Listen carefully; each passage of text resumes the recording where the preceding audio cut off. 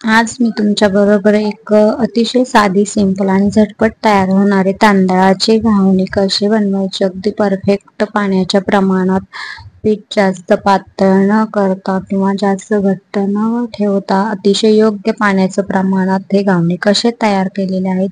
अगदी झटपट मुलांना बनवून ते देता येणारे लुसलुशीत तांदळाचे घावणे. चला रेसिपी कशी तयार केलेली आहे आणि अतिशय लुसलुशीत घावणे कसे बनवले आहेत त्याची रेसिपी मी आज तुमच्या बरोबर शेअर केली आहे. तर चला कशी केली आहे ते बघूया. तर हे घावणे तयार करण्यासाठी आपल्याला पाहिजे आहे ते म्हणजे तांदळाचं पीठ. हे तांदळाचं पीठ आपल्याला घरच्या घरी पण तयार करता येतं. तर मी असंच घरच्या घरी तयार केलेलं हे 1 वाटी तांदळाचं पीठ घेतलेलं आहे. मी आज तुम्हाला 1 वाटी तांदळाच्या पिठाचे घावणे करून दाखवणार आहे. तर आपल्याला हे पीठ चांगलं मी चाळून घेतलेलं आहे. 1 वाटी आपल्याला हे पीठ मोजून घ्यायचं म्हणजे पाण्याचं प्रमाण परफेक्ट टाकता येतं. आपले घावणे छान होतात. तर अगोदर मी 1 वाटी पाणी टाकलेलं आहे. बघू शकता 1 वाटी पाण्यामध्ये हे पीठ खूप घट्ट झालेलं आहे. तर मी आता दुसरी वाटी पाण्याने भरून घेतलेली आहे. यातील मी अर्धी वाटी पाणी अगोदर टाकणार आहे. दुसरी वाटी एकदम टाकायची नाही, नाहीतर पातळ झालं तर आपले घावणे नीट होणार नाहीत. पाणी चांगलं मिक्स करून घेतल्यानंतर राहिलेली अर्धी वाटी पण मी पाणी याच्यामध्ये टाकलेलं आहे. इतकं पातळ असं हे पीठ आपल्याला तयार करायचं आहे. जास्त घट्टसर पीठ ठेवायचं नाही. बघू शकता अशा प्रकारे सगळं पीठ मिक्स करायचं. याच्यामध्ये गाठी होऊन द्यायच्या नाही आणि फुल असं खालीवर करून बघायचं. अजून हे पीठ खूप घट्ट आहे. या घट्ट पिठाचे घावणे नीट होत नाही, त्यामुळे मी अजून अर्धी वाटी पाणी घेतलेलं आहे. आता हे अर्धी वाटी पाणी मी टाकणार आहे.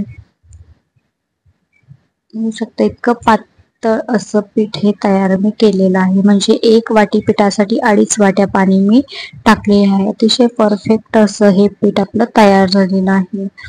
आता हे घावणे आपण तयार करायला घेऊया. तयार करताना आपल्याला हे पीठ सतत असं हलवून घ्यायचंय आणि तवा तोपर्यंत मी गॅसवरती चांगला गरम करायला ठेवलेला आहे. घावणे करण्यासाठी आपल्याला तवा हा तापलेला पाहिजे. गार तव्यावर घावणे टाकायचे नाही तर त्याला जाळी पडत नाही. तवा चांगला तापल्यानंतर मी त्याला असं तेल लावून घेतले. तुम्ही हे तेल एखादा तुमच्याकडे असेल तर ब्रशने कांद्याने लावून घेऊ शकता. पीठ आता हे चांगलं हलवून घ्यायचंय. बघू शकता खाली तांदळाचं पीठ असं घट्ट होऊन बसतं, त्यामुळे सगळं मिश्रण असं हलवून मिक्स करून मग घ्यायचंय. असं पीठ हलवून घेतल्यानंतर आपण गॅस आपला फुल करायचा आहे. गॅस बारीक ठेवायचा नाही. फुल गॅसवरती आपण अगोदर साईडनी हे घावणे सोडायचे. मधून कडेला न नेता कडेतून मध्ये आपले हे घावणे सोडायचं आहे. म्हणजे मग आपले घावणे हे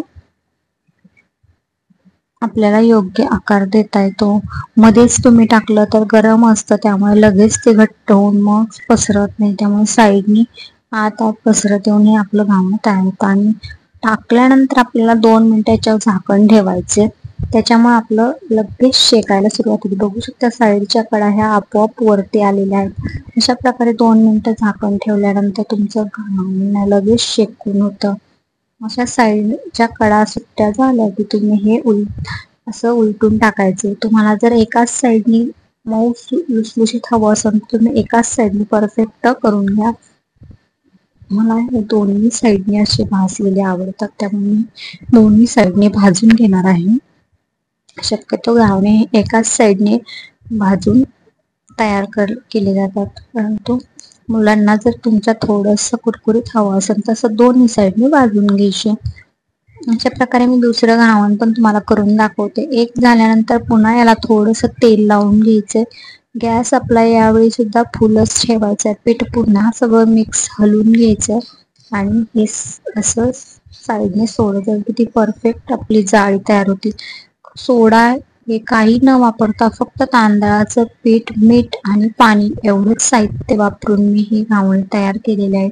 बघू शकता यासाठी पीठ भिजवायची, आंबवण्याची काही गरज नाही. असे डोसे मुलांना करून दिले तर मुलांनाही खूप आवडतात आणि झटकीपट तयार होणारी हे तांदळाची घावणे टेस्टी खूप छान लागतात. गरम गरम नक्की मुलांना खायला द्या.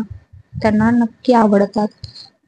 हे घावणे तुम्ही चटणी, टोमॅटोची चटणी बरोबर, हिरवी चटणी बरोबर किंवा आपल्या घरी जी बटाट्याची भाजी बनवलेली असते त्या भाजीबरोबर खूप छान लागतात. बघा तुम्ही किती लुसलुशीत हे घावणे आपले तयार आहेत.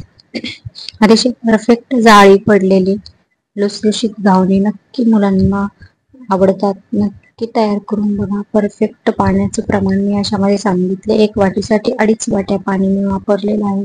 वापरून नक्की तयार करा. रेसिपी आवडली असेल तर रेसिपी लाईक करा, शेअर करा आणि आपलं चॅनल नक्की सबस्क्राईब करा.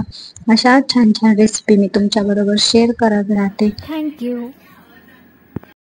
आणि